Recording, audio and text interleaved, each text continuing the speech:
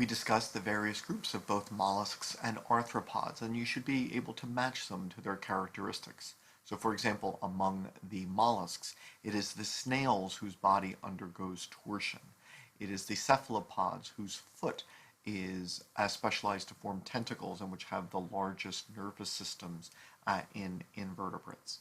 Among the arthropods, some, such as horseshoe crabs, spiders, and scorpions, possess chelicera or pinching mouth parts, while the remainder possess the crushing mandibles.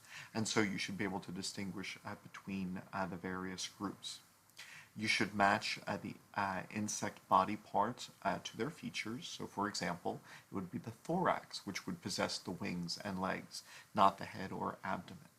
And after going through the videos, you should be able to name some variations in the wings of insects, or the limbs of insects, or the respiratory systems and life cycles of insects. Many examples were given, so you should be able to give some differences.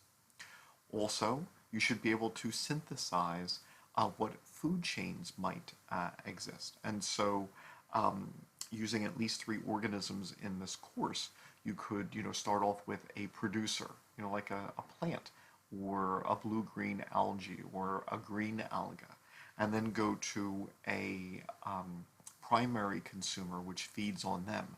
So this could be, say, an insect feeding on the leaf of a plant, like a grasshopper.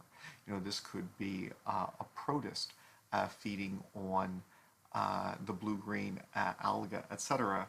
And then go into other groups. And so, for example, spiders could feed on the grasshopper, or a sponge could feed on the protist in seawater, etc.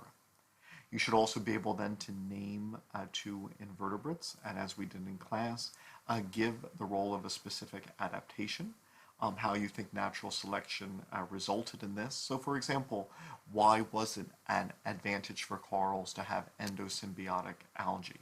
Why was it an advantage to have pinching mouth parts, etc.? What type of isolation might have separated ancestral populations from relatives without this? And so, do you think that the allopatric isolation might have played a role? Might some aspect of this adaptation affect mating, and therefore be some sort of sympatric isolation, etc.?